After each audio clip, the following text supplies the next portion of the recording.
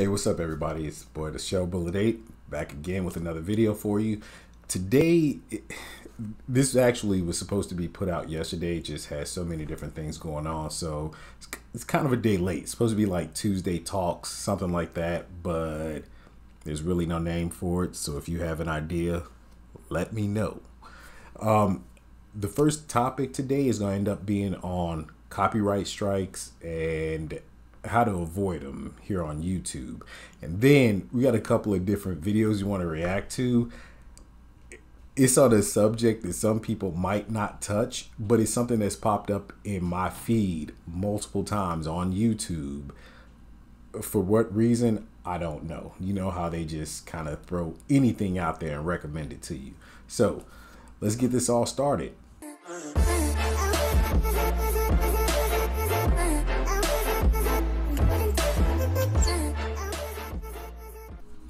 All right, so the first thing we're going to go over are copy strikes or claims on your YouTube channel. If you're a YouTuber or just, somebody who's interested in this type of stuff.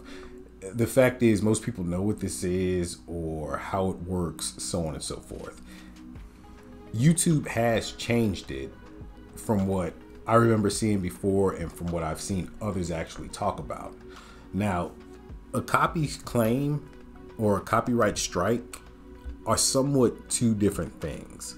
A claim technically goes through and the individual can claim certain portions of your video. If you're using music and everything else, which is what I'm primarily getting at today, that can actually cause a claim issue.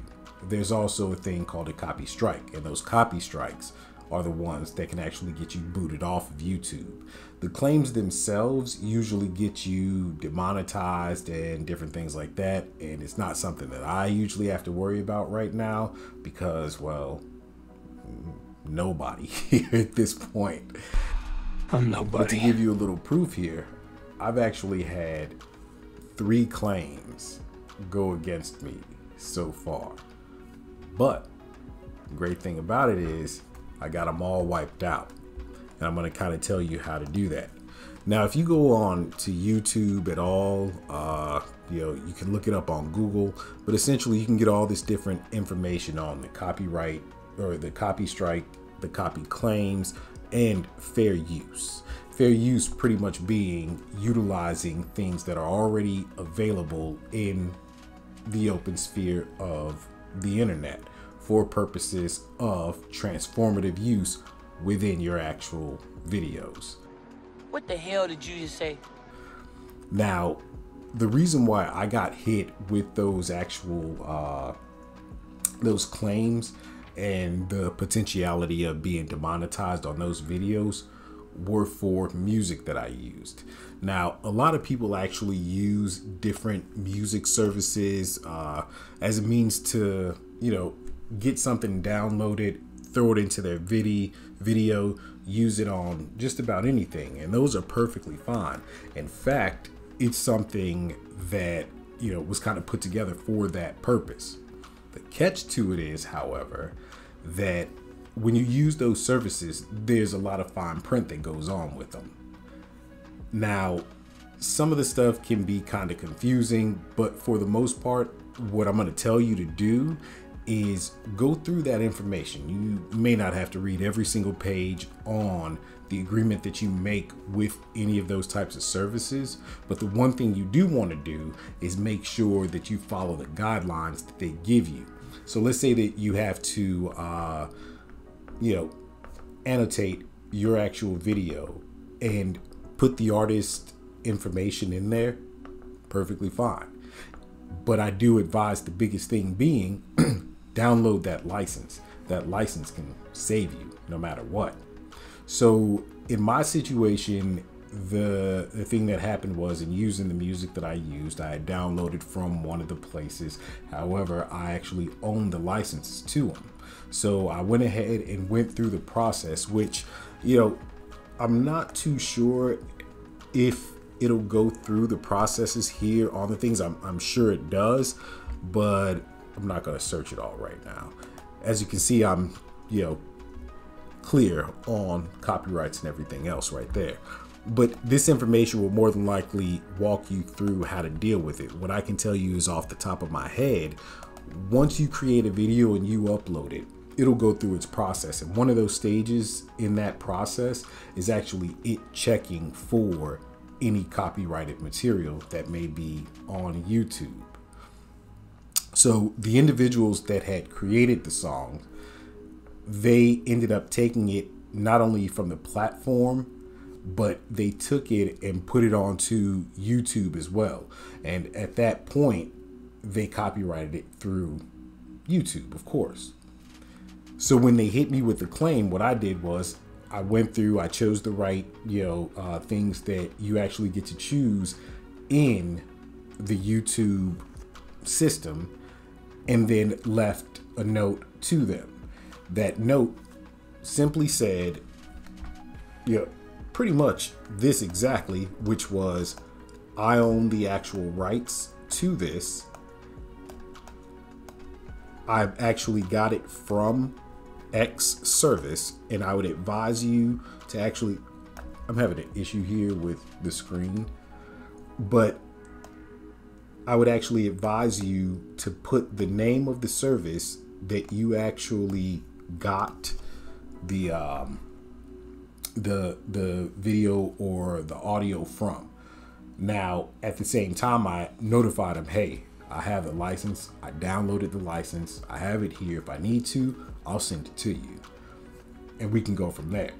So at that point, they didn't want the smoke.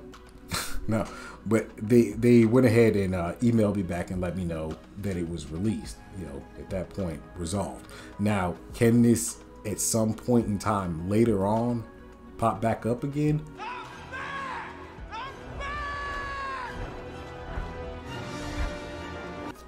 Definitely. And that's something just to be prepared for. So what you want to do is make sure you keep that license. Keep it somewhere on your hard drive, on an external, something along the lines of that, so that you can actually go back and retrieve it just in case something like this should happen again. But beyond that, now we're going to get into reacting to a couple of videos. And I hope, that whole copyright situation, that explanation kind of helps you, get beyond that. But right now, let me say this straight away. Fair use. Fair use, people. So in my YouTube feed, I've been getting some videos to watch from different places. I watch a lot of different YouTubers, while I'm in the middle of work and things like that, considering what I do to have, a little bit of background noise or just whatever the case may be. And my recommendations kind of get all over the place. One of the things I was recommended, which I had no idea who they were at that point in time, and honestly, I've watched portions of the video, but what I did like about the videos was what it spoke about: relationships and the differences between men and women. Oh, hell no! Oh, hell no! Now, understand me. I'm not coming with my review of this or the comments I make from a standpoint of any form of bias. Everything that I'll say is based in a form of fact. And that's the crazy thing about it, is that these conversations are being had between a group of women and men as well at the same time. What I enjoy about this is the fact that they can actually sit and have a conversation with one another, even though some of the viewpoints may be different. But a greater deal of what the guys are talking about is all based in fact. And they will actually cite a lot of the places where they get the information that they actually, they actually put forth. Because the thing about it is, we have to understand that a lot of times this conversation can get heated, and it's not something that should. Conversations should just be that, conversations. There is a right and a wrong in most things. There are facts and there are fiction in most things. Whether you know the answer or not, well, you know, that's why it's always a good point to sit and actually listen and take in and absorb and then take it for what it's worth to you. Now, if you're able to be an open-minded individual and actually, you know, take on the fact that, hey, somebody's actually having a real conversation with me, having real factual based or, you know, unbiased form of a conversation, the more, that's even better for you because it helps you grow as an individual. So let me go ahead and find this video right now and let's see what we're going to get ourselves into. All right, so here it is right here. Like I said, this is Felice Dudes Fresh and Fit. You know, it's something that popped up in my actual recommendations. So checked out bits and pieces, but didn't actually sit and actually watch through it, because when I watched it, I kind of wanted to be surprised as to what it was and see, I don't know, what I would, how I would view it, what I would think about it, whatever, and just go from there. But I will leave a link in the description to actually check this video out, and I think we're using the second one too at the same time. So let's just get into it real quick, see what's what. Why are men so intimidated by the idea of coming home to a independent woman? We're not intimidated. I would think that an independent woman, like, independence is an attractive quality. No. How would you define independence? I mean, in simple terms, a woman who doesn't need a man, but wants a man and wants to be also, I mean, I can provide in my own ways, and the man will provide in his own ways. However that dynamic works, it'll work. Okay, so you said a woman who doesn't need a man, but wants a man. Yeah. So, like, what do you mean by, like, I'm trying to understand, what do you mean by not? I mean, I'm not a child. I don't need a parent. You know, I want to be in a partnership. I want somebody who will, if I'm younger than him, for example, I want him to strive to raise me to his level. Just like, I feel like a top tier men are drawn to people who they want to be their peers eventually. They like lifting people up. And I think that in a relationship, it should be the same. Well, I think for me, I think you're viewing it like as a woman. I think it's hard to view it as a man. Okay.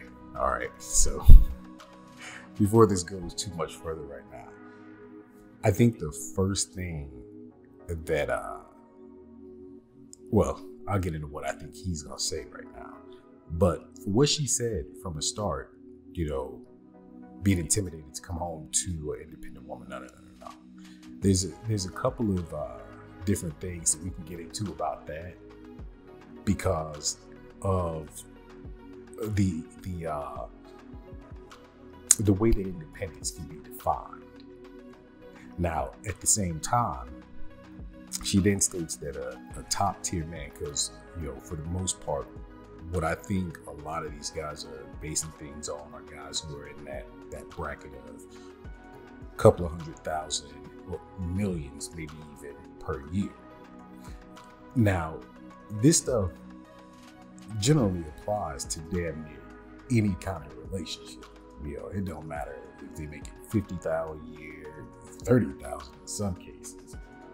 But her next point is to say that she wants somebody who's going to raise her up, and at the same time saying she doesn't want somebody who's like parenting her and things of that nature. Plus, then to say that a top tier man is going to want to raise her up and put her or whomever else on the same level with them. Let me explain something really quick. And this is, when I speak again, there's no bias to what I'm saying. It's simply points in fact. So first off, the top tier dudes, it's going to be more of a thing where, why does he feel like he has to lift you up? He feels he's taking care of everything, and that just is what it is. Now, whether or not you think that's correct, that's neither here nor there. It just is. And what he's saying, that she's thinking of it not from the perspective of the man, I think what he's about to get at, there's different wants when it comes to dating someone. Now, I have literally seen women who've wanted 20, 30, 40, 50 different things to describe her perfect sort of man. When it comes down to a guy, when he's trying to, describe the type of woman he wants to date or marry or whatever, there's probably 3, maybe 4 different points that he's going to throw out there. It's a huge difference between the two, and therefore it's this comparison is kind of off kilter, because the next thing is a guy does not care about the type of money you make, what your status is. Now, if you want to better yourself, personally, I believe, hey, you know what? Cool. We can go down that road together if that's what you want to do. Is it required for a man? Nah. And I think I could be wrong on this, but I think that's where he's gonna go with it. Let's find out. And I think it's a reality thing, because there's certain things that you value that men wouldn't value. So, for example, let's say you made $200,000 a year, right? And your man made $50,000 a year, you would eventually want him to get there. Is that fair to say, ladies? Absolutely. And if he was lazy and he didn't want to get there, he wanted to stay at 50,000, would that be a turnoff? You didn't want to get better? Yeah, it's not about laziness. Here's another example. If I wanted to study something and I knew that I wouldn't be able to work for the next 8 years, medical school, for example, then if my man is willing to support me, I want him to eventually be happy with my success. Yeah. So let me finish my example, and I wanted to answer your question.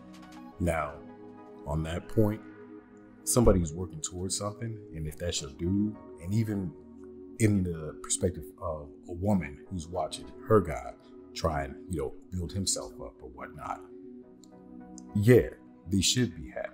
Another thing that I didn't point out was, saying the whole partnership sort of thing. That's a great idea.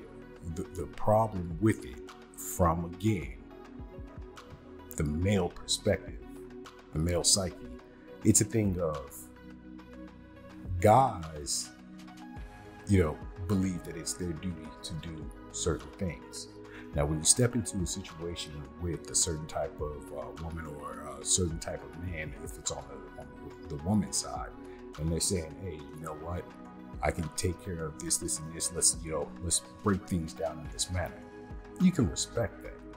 But at some point, it becomes a thing that is not enough on one of the individual sides. Typically, it is not the male side, because guys, it's a very simplified sort of situation for them. And there's reasons behind that. And this is actually proven fact as well. It's not an opinion. So I need you guys to make sure you understand.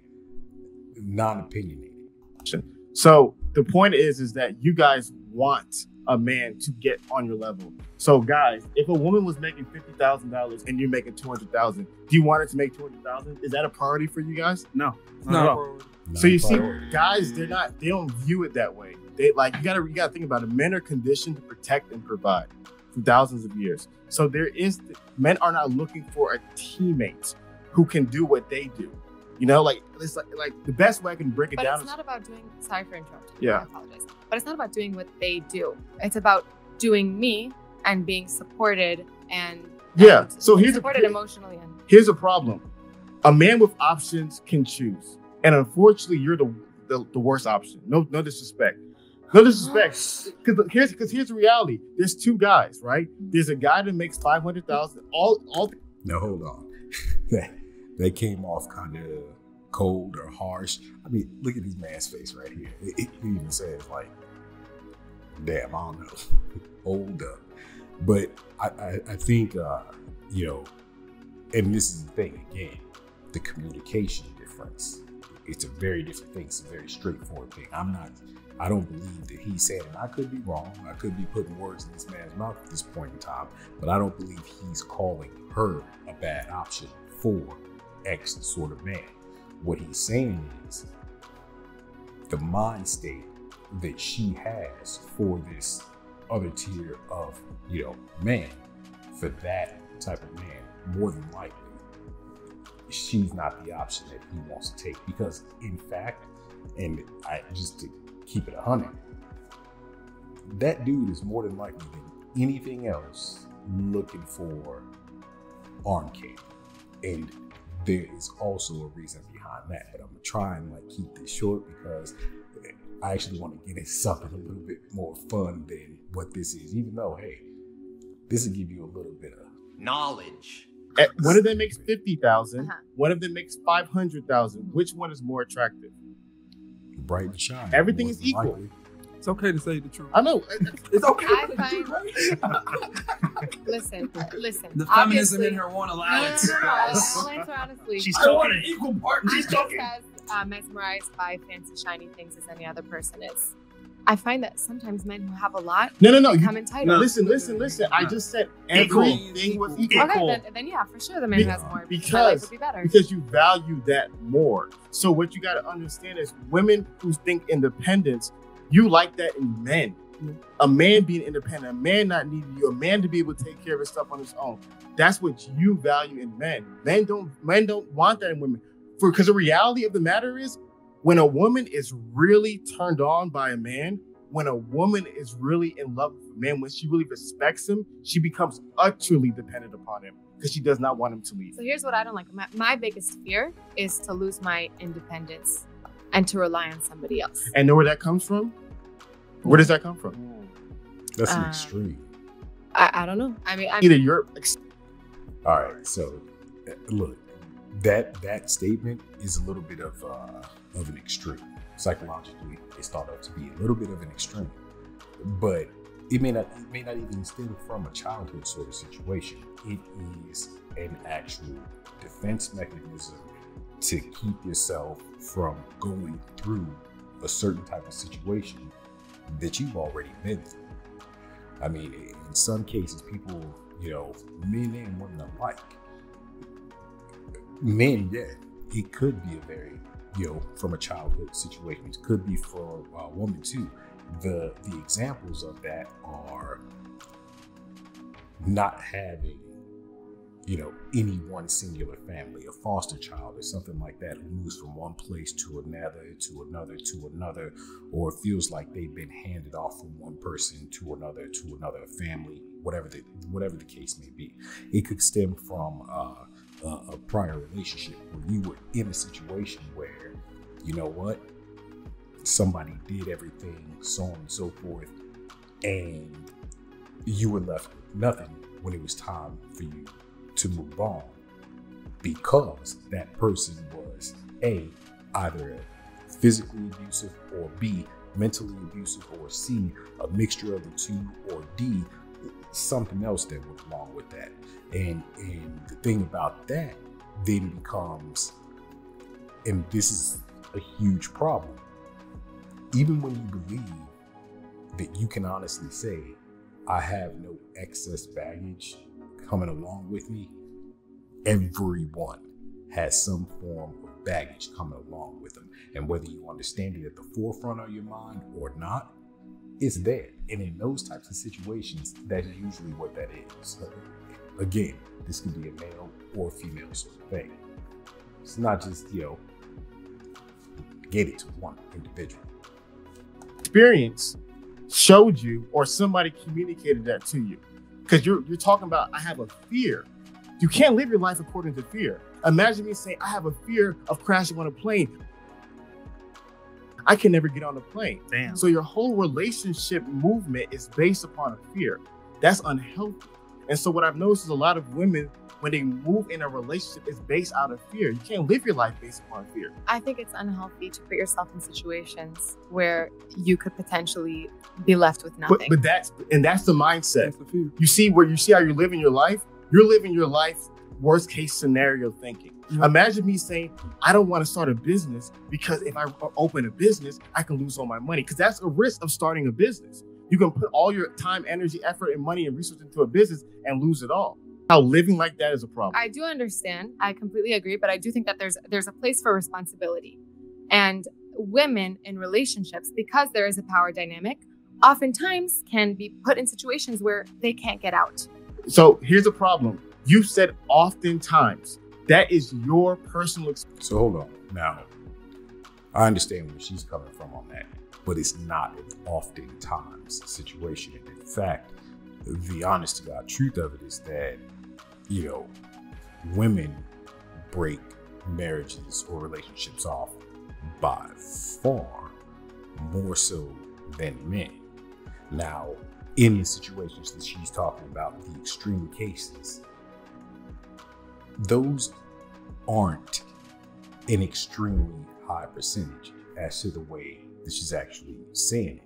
But I do understand the point where she's coming from. The problem with it is that when that gets fed out to more and more and more people, especially in the way that we live nowadays, it's a thing where that becomes a mind state and a fear that carries on to new generations and causes more and more issues and things of that nature that just to a greater extent, to some extent,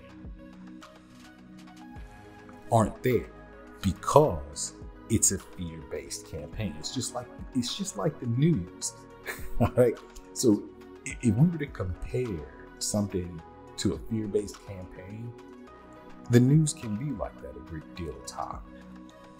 You can see things that will educate you on the world around you, the day-to-day, so on and so forth. But at the same time, so many more things that actually catch people's attention is based upon fear when it comes from the news. And then you can drag that news to just standard everyday media, which is social media, you know, Facebook, Twitter, all of those different things.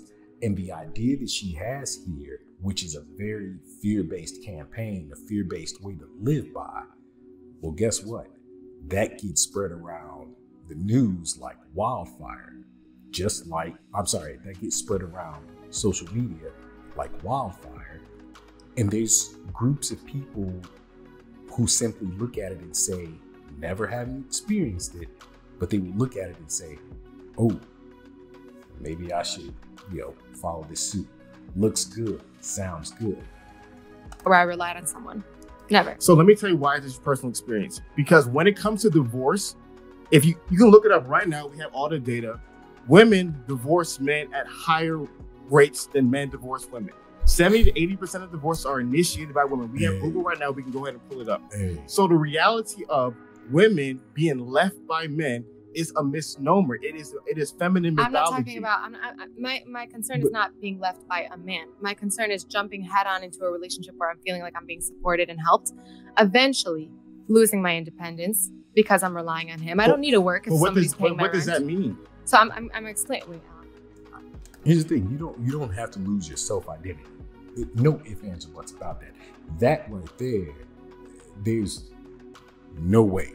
But the belief in a relationship when you're bringing two people in together and creating one unit, you both rely on each other for whatever the case may be. When it comes to the financial, which is what it sounds like it's more a thing of, if the guy's, hey, good dude, wants to actually help take care of everything, be that type of man, it is built it up to that point, it shouldn't be a problem. Now, maybe this is coming from a guy's perspective, and there's all kinds of people who might say, oh, that's just mansplaining or whatever the case may be. That is absolutely not what it is. Some dudes just feel and want to be that dude. My fear is that I won't be able to leave because I'll be put in a situation where I can't leave. But why? Okay, so that fear is based upon a worst case scenario.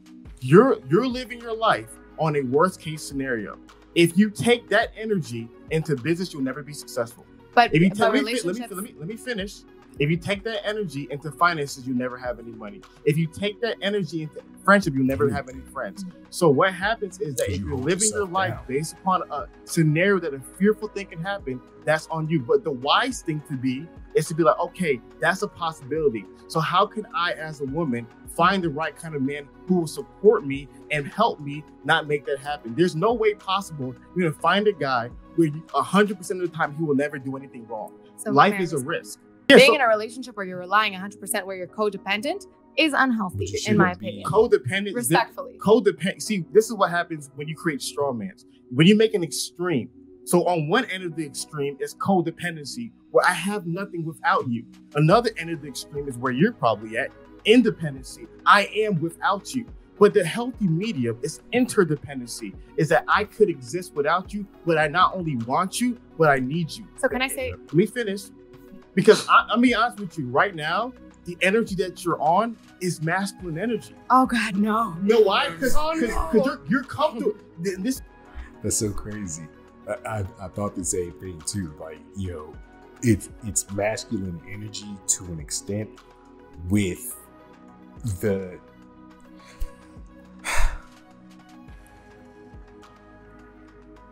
I don't say this negatively, but with an emotional tune that goes along with it when they're in a relationship. Because, and here's another thing that people have said for years and years and years.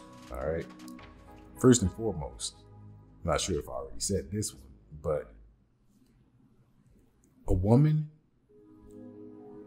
chooses to date or marry a man in hopes to change him, or I'm sorry, with hopes of changing him into the man that she wants him to be. A man, on the other hand, dates or marries a woman in hopes she never changes. Now, to see somebody grow, things of that nature, that's a definite. We're all going to grow. We all should grow, especially in that relationship, which is supposed to grow together, as far as the emotional portion of it and things of that nature. If somebody wants to educate themselves more, cool, back them up.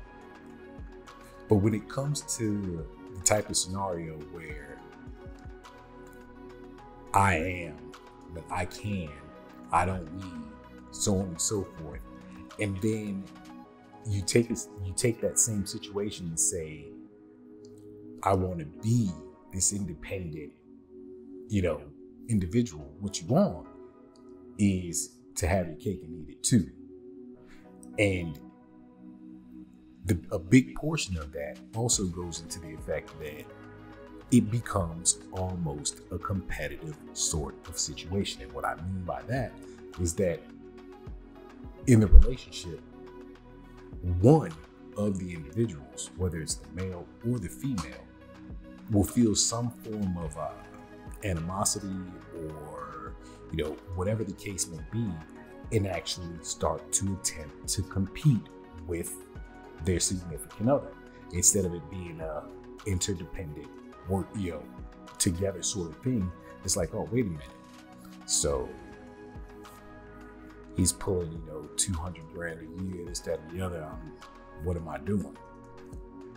Now I gotta actually get to that same point, because I can't have him dangling, whatever above me.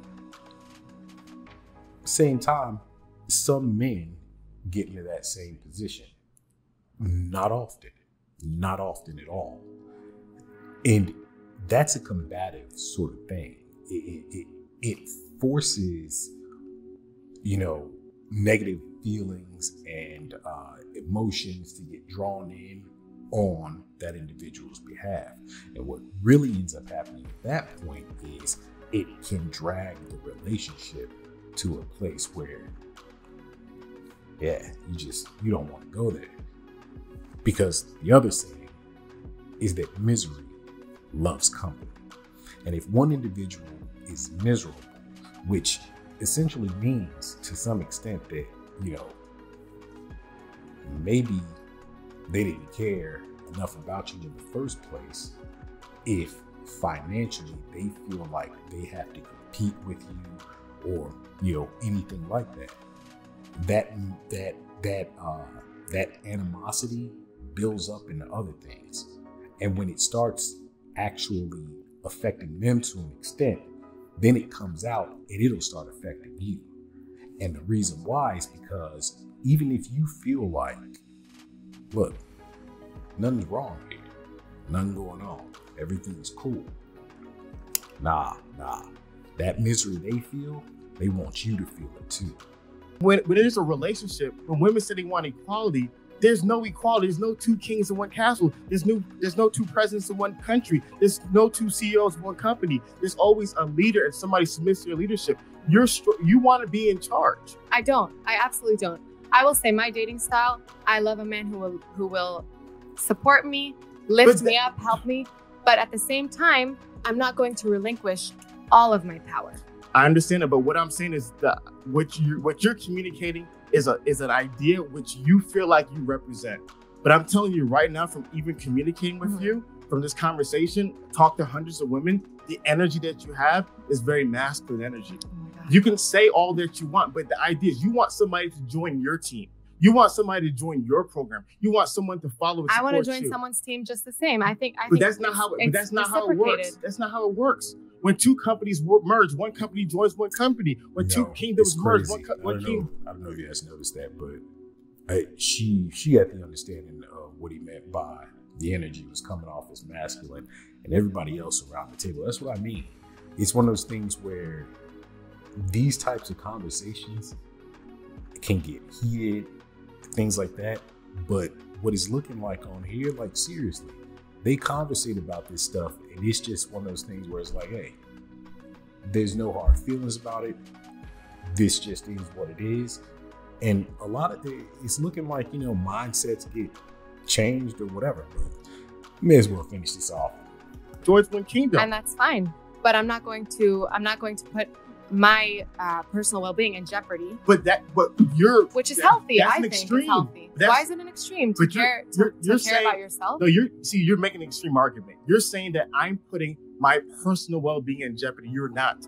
A lot of women who are in happy, healthy relationships, they're not putting their personal well-being in jeopardy. By being with a masculine man and submitting to them happily, they're actually putting their personal well-being at the forefront of their life, and they're benefiting from it from that masculine man's lead. But in your situation, let me tell you what's going to happen. Unfortunately, you're going to have to find a feminine man who's going to have to follow you, who's going to have to be led by. And you know what happens? Of course you don't want that, because no women does. But the number one problem is, though you don't want that, the man that... Yo, you know what?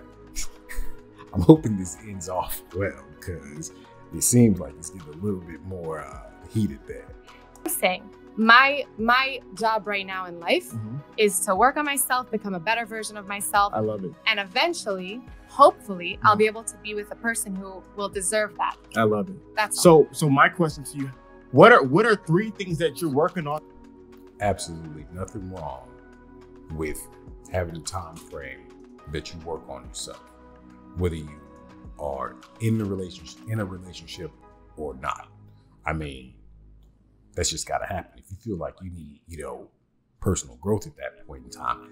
And here's the thing, you don't have to push an individual away because of your own personal growth issues. Because if you're with somebody who actually loves you, and in this case, since she's a woman and she's talking about being with a man, well, guess what?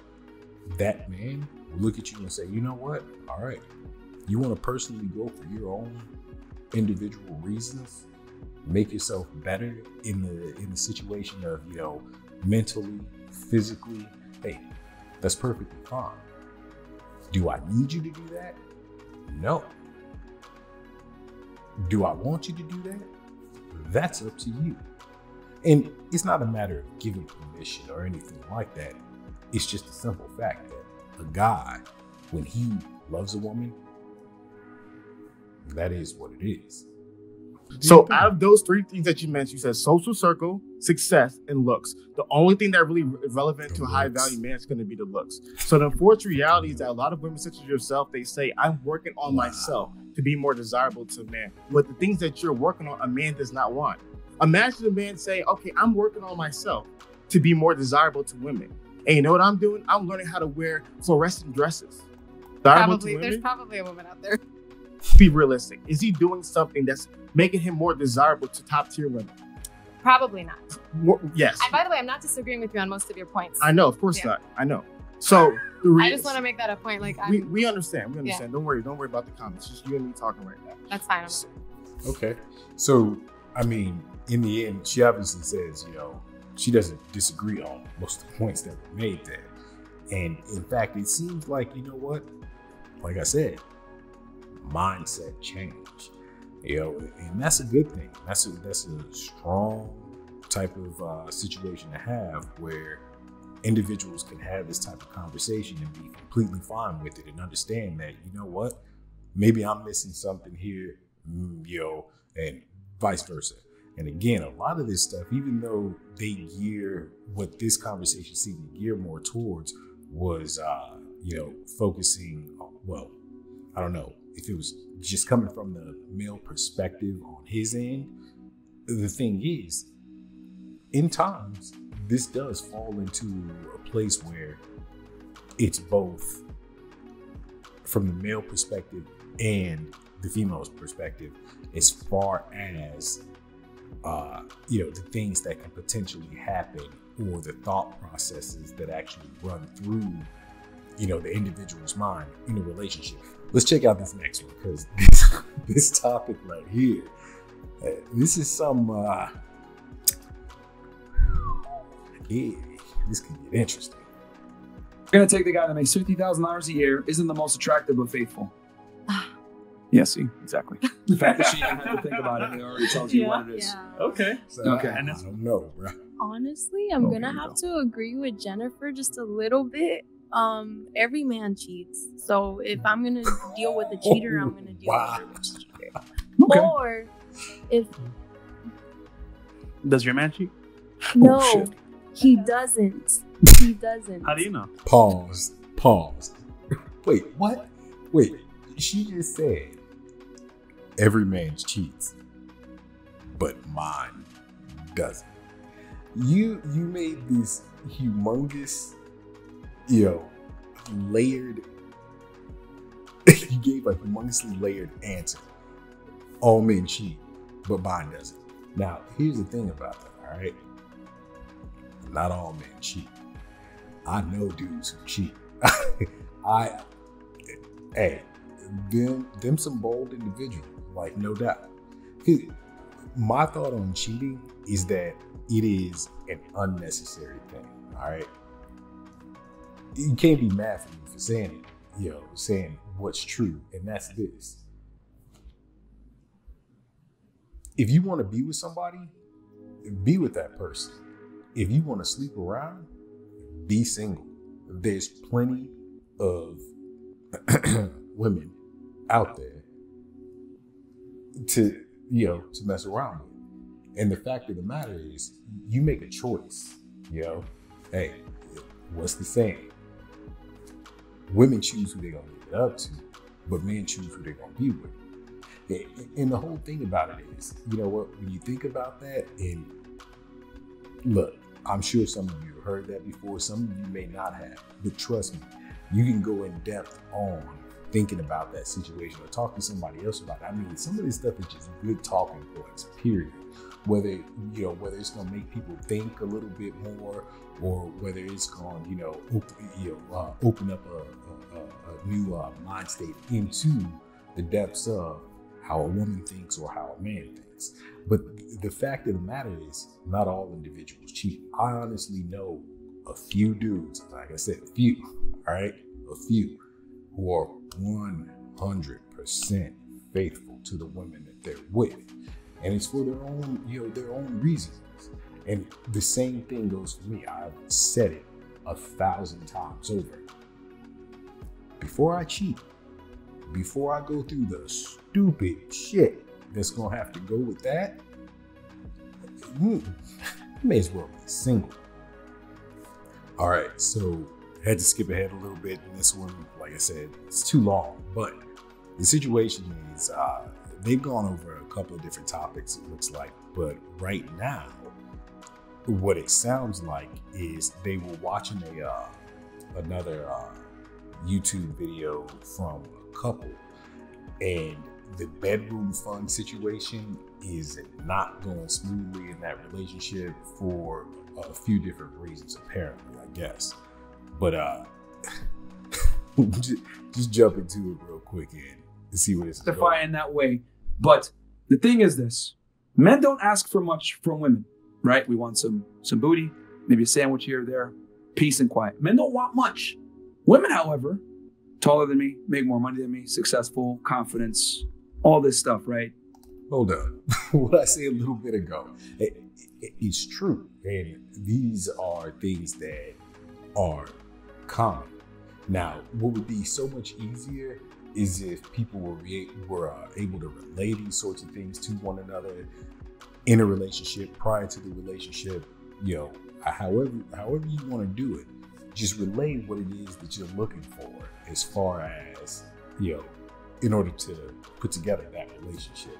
And at the same time, realize that your preferences, what you prefer in an individual, holds zero meaning to the individual, because you shouldn't have to live up to someone's ideals, because those ideals are typically based in a fantasy realm. And I hate to say it like this, but this is what it is. Those TV shows, the movies, anime, games, I don't care what medium it is we're talking about, the song, so on and so forth. They are there to make money. You could watch some show that shows this guy who's like, everything in a Disney character brought to real life. It's not real though, because there's too many other things in the world that people deal with now. It's not a hard thing to be a good man, or the type of man that tells his lady, hey, I love you, just simple things like that.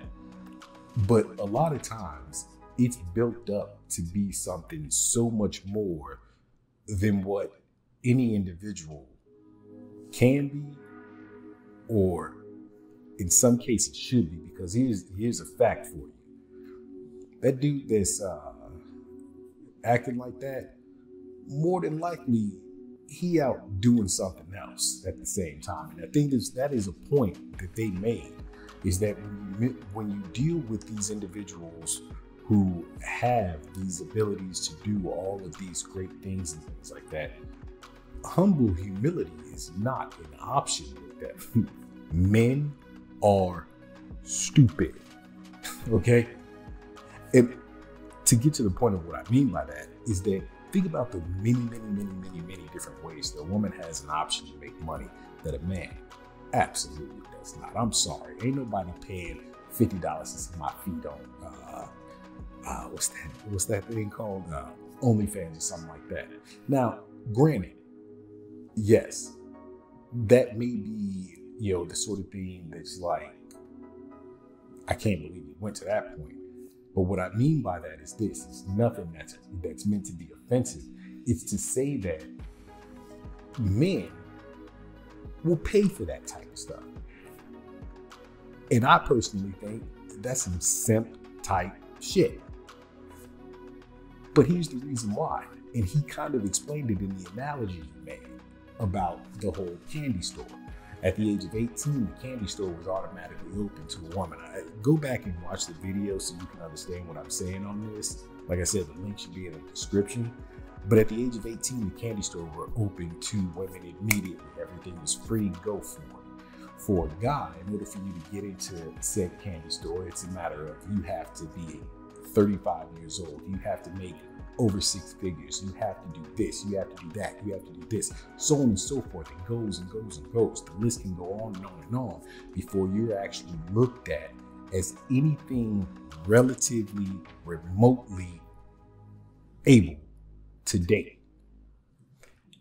And the catch to being in that position, you take more risks, or better yet, in this, type of example, you do things that a woman would look like and say, bruh, all right, you dumb enough to do it, I'm gonna go ahead and make you pay for it. But the catch to it is that level of having the ability to experience these things at a much easier rate than what a guy does. And I think the other gentleman right here, yeah, I gotta learn their names if I'm gonna watch their videos and actually do any kind of reaction on it. But what he made a point of is that a great deal more men don't have the option to sleep with a woman. There's more virgin men who have never and will never be in the position that a woman can be in. So men don't ask for much, but since we don't ask for much, the things that we ask for are much more important. So if a girl doesn't give you sex, bro, that's like 1/3 of what she's supposed to give you gone, 50% almost. What'll happen is if a woman doesn't respect you, this is what she's gonna do. She's gonna dangle that pussy against you. Oh, you want some of this? Oh, okay, take out the trash. Cook for me. Oh, take me to Noble. Take me to Komodo. And that right there, when a woman starts leveraging bedroom fun against you, that's when she no longer respects you guys. Facts. And right now you're seeing. Well, damn. And it's cold because the girls are in the back room like. So you when you got the women back there backing up the statement that the respect is gone out the situation. And that's the case too. Somewhere along the lines, for whatever reason, whether it's in that person's individual head or they didn't like something that you did or didn't do, and the respect's gone out of it, especially when the bedroom fun is gone out of it. When you think about it in the very beginning, more than likely, y'all had some fun.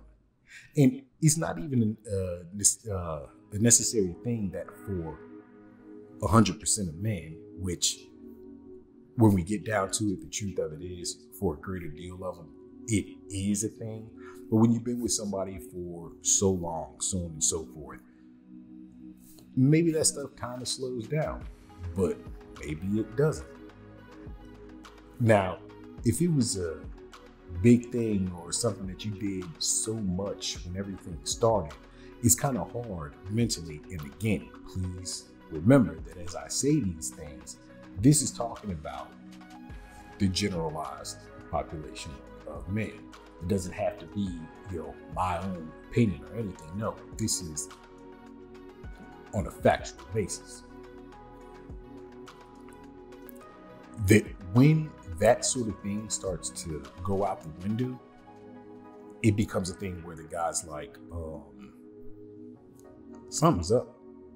Now, based on what it is that they've been watching, it seems like the way that, the woman in that video was talking or reacting to what the guy was saying, and they've been married for like 10 years or something like that, the respect's gone. The respect is gone based on the things that she's saying, not saying that she's, actually saying this, but it's in the tone and manner that it's said.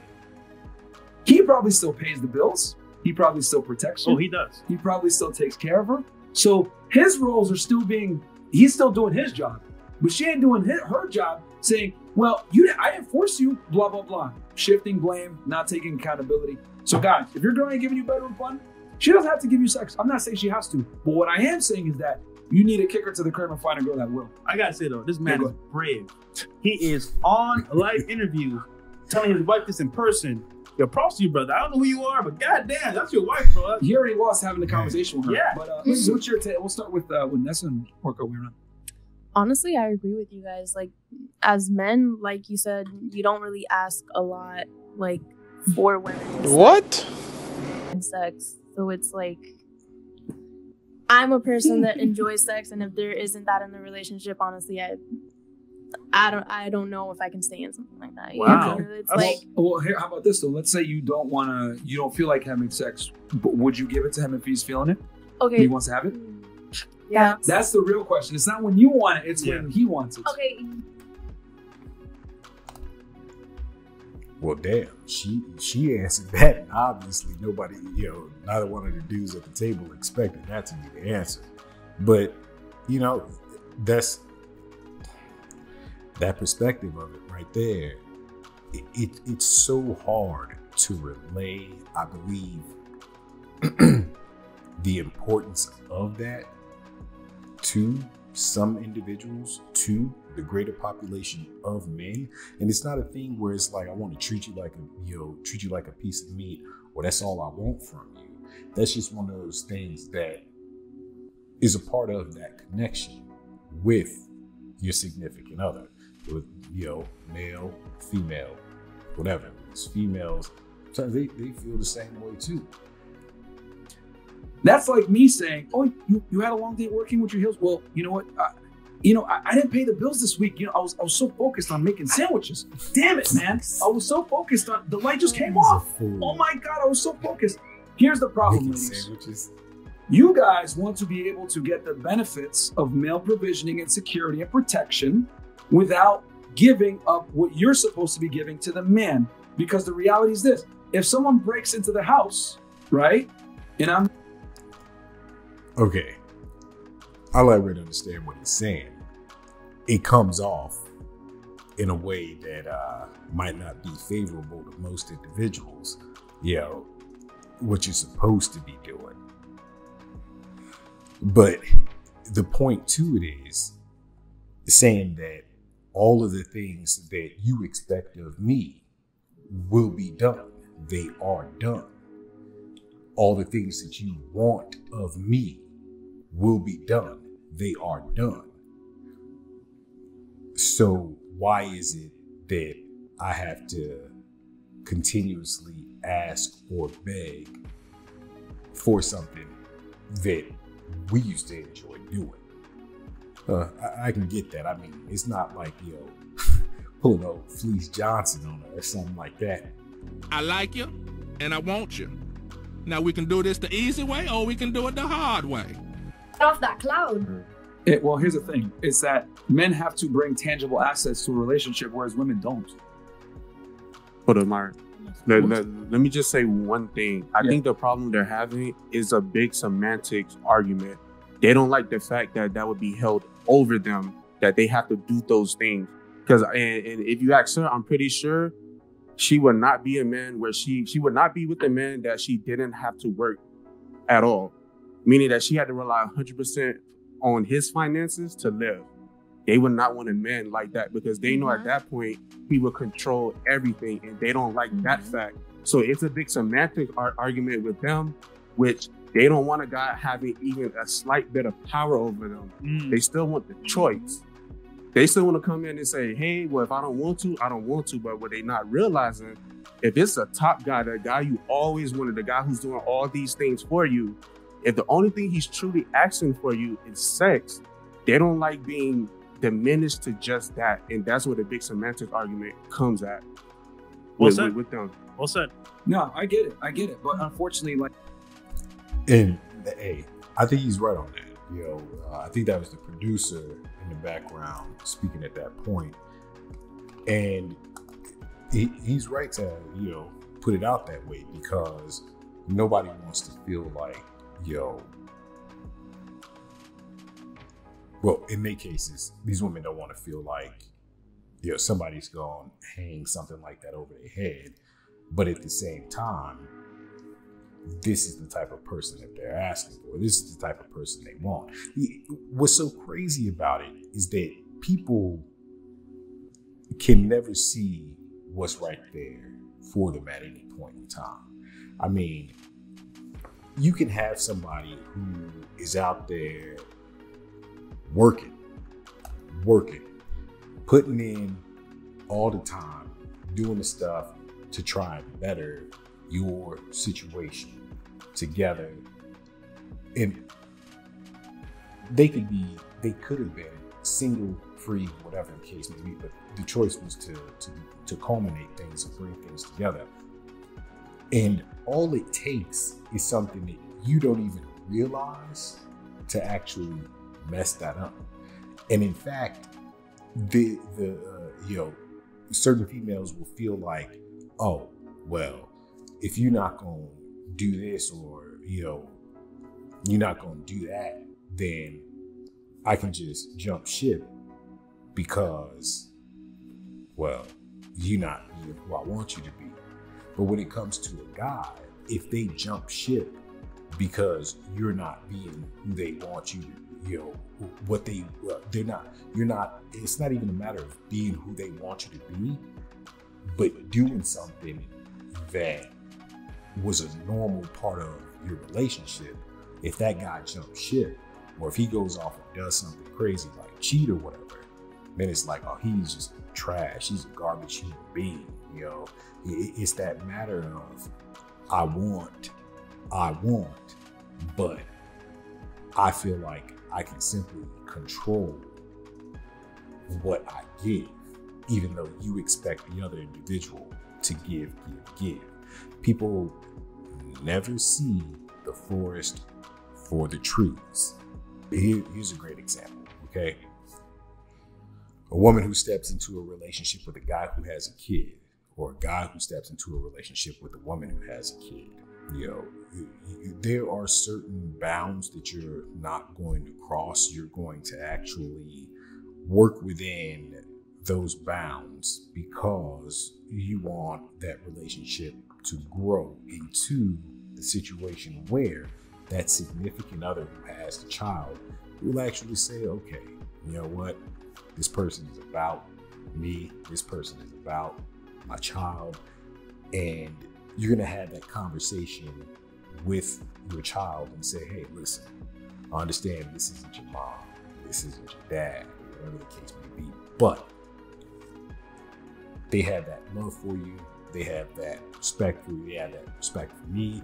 They've pushed and driven themselves to actually do things that aren't necessarily about them. And no, it's not a matter of giving a reward or here's a cookie for being for stepping into this role or whatever.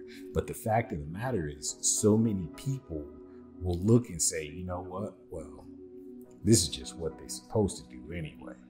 Nah, it's not true.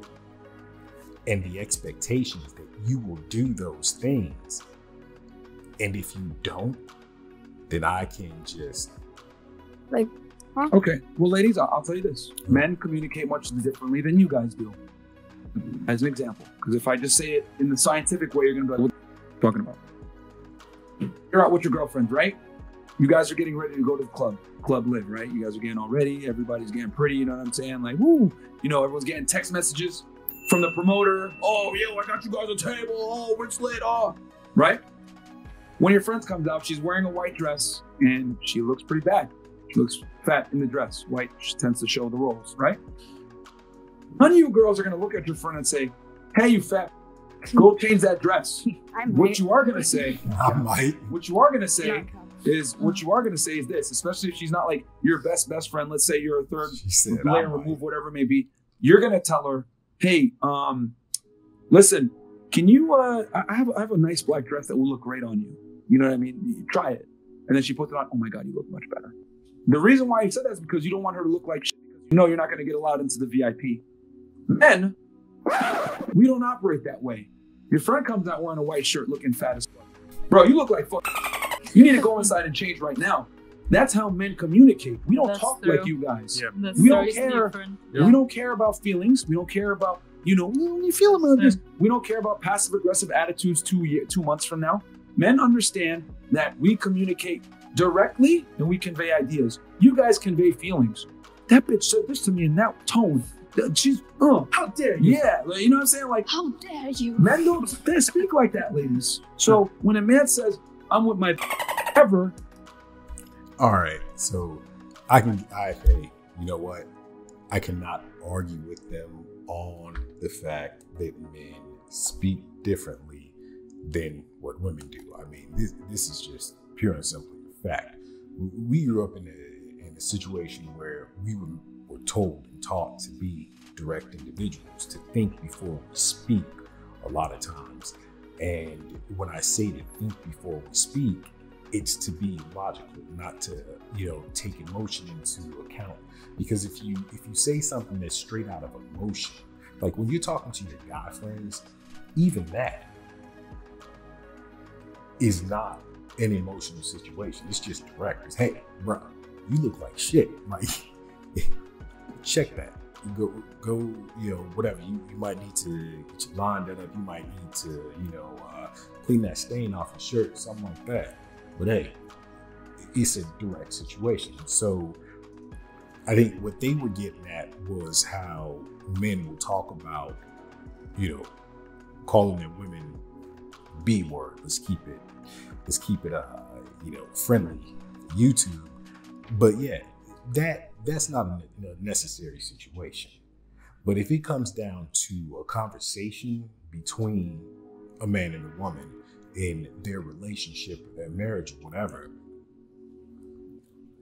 a man is typically going to just be direct. They don't want, like, the passive aggressive thing does not work for guys, most guys, I should say. And it may sound or seem like they're coming off just being, you want to call them an asshole or whatever the case may be, but you asked for that directness. Granted, some men will pause and even attempt to make sure that they're not utilizing any form of foul language or directly yelling at you or whatever.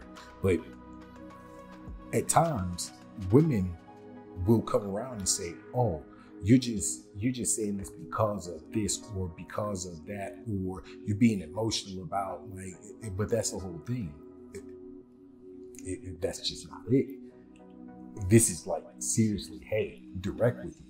I don't know what you've dealt with in some dude who wants to make you feel bad, but no, this is just the truth of the situation at that point."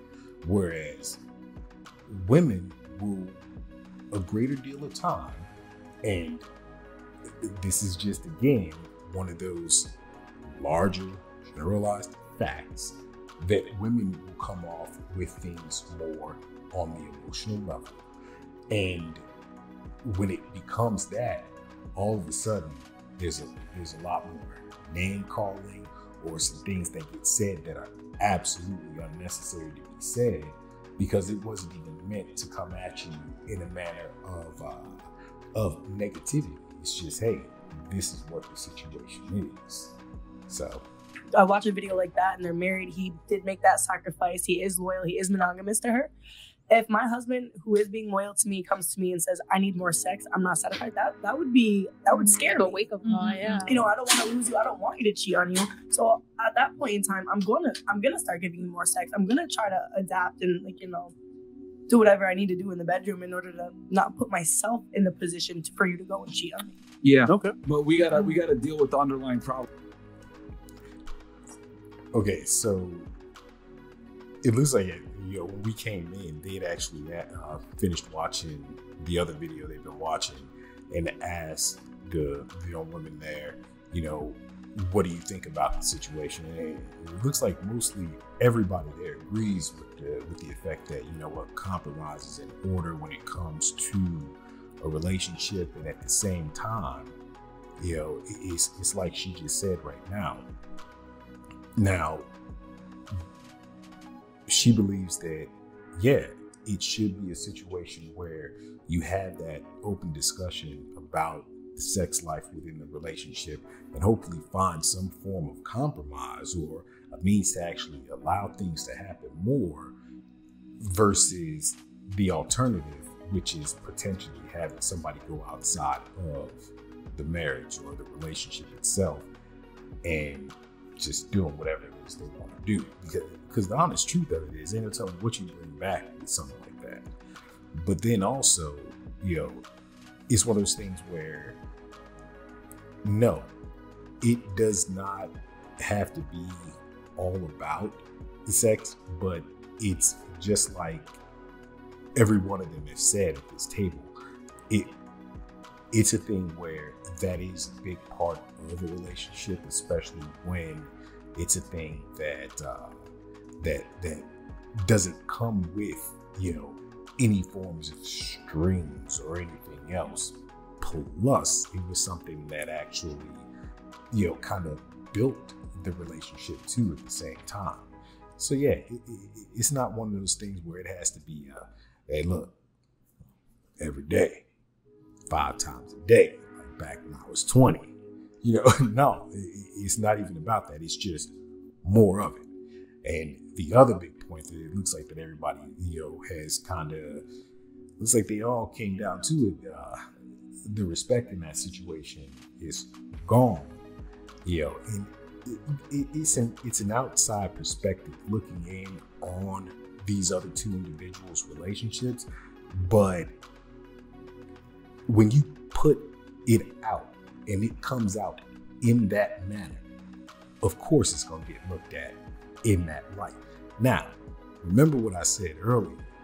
One thing that we all must remember is that, hey, even though those two individuals put their marriage out there like that, and again, when you watch this video, and in the link in the description, you'll see exactly what I'm talking about here. The fact is, it could potentially be played up a lot more because, hey, they making money off of that video they put forward. Yeah. I'm always going to blame the guy because he gave the commitment. Yep. But for her to not take accountability and say that she put him in a rock at a hard place is also disingenuous on her part. So this one. So that's another point to it. It looks like. So she gave him an ultimatum, to be honest about it. And I mean, he went along with it. That's his whole thing. He went along with it. But it's hard to cast real blame on them, but I mean, you can. If you come at it from a logical standpoint, you can cast the blame like, yeah, you went along with said ultimatum. But if you try and open up the mind and, kind of look at it from both sides, he was given an ultimatum and he decided to go ahead and go along with it because obviously, what the idea is, the man had feelings for this woman. He loved this woman and he wanted to spend the rest of his life with that woman. So can you fault him for that? Final thoughts on the show? Hate us, love us. Yeah. Like the show. What We'll start with you. I had a great time. I like debating. I like open discussions like this. So it's a good time. So we're going on tomorrow? Yeah, because of what she said. Yeah, same. I think it was nice that we all got to sit here and share our opinions, and it not be a problem. Like, just get to talk about it and move on to the next topic. So I appreciate that. Very good, Awesome. very good. Yeah, there's nothing wrong with disagreeing with people. Yeah. I think that's the whole point of being able to have A discourse. discussion. Yeah, me too. I love it. So Okay, cool. thank you for having me here. Thank you for And, coming. yeah. You had a lot of fans in the Yeah, chat. yeah, they loved you. You had a lot of Thank you. fans. Yeah. All you guys had a lot Yeah. of fans in the Oh, chat, yeah. to be honest. What about you? You're going to take that sugar daddy offer? I'm back for a reason. So obviously I had a great time the first time, had a great time this time as well. Yeah. I Oh, love wow. getting Mel's perspective off of things. It's very informative. That's interesting. That was obviously at least her second time being on here. That's pretty cool. But that whole comment about the sugar daddy thing, that's what I mean right there.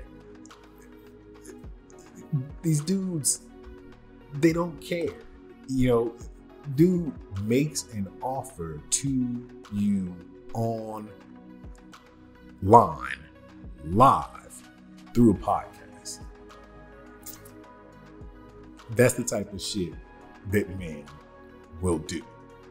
And women get upset about a man who might forget to do this, that, a couple of things here and there, who does help you, who does help out with everything, who, takes care of what they're supposed to take care of.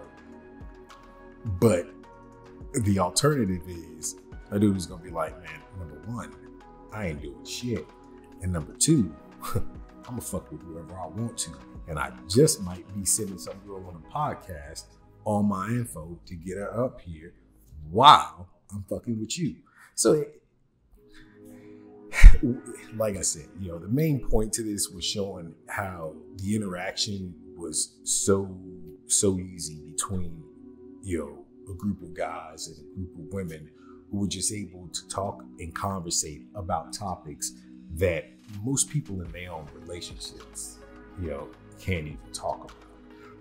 You can have real dialogue, fix small problems, make breakthroughs on larger issues if you're able to sit down, have a conversation, especially when you're able to be open-minded about it. But hey, I'm sorry this video got way out of hand. It was something else I had planned, but that was a lot of video to go through. I hope you guys enjoyed it. Please remember to like, comment, and subscribe. And I actually want to hear some of you guys' thoughts in the comments about this situation, about whether or not you believe that communication between men and women can or will become a more open sort of situation. You're probably not gonna see me do any more videos on this or any more videos on this sort of topic or anything like that. But I just figured this would be something interesting to put out there. Hey, again, thanks for coming. We'll see you next time.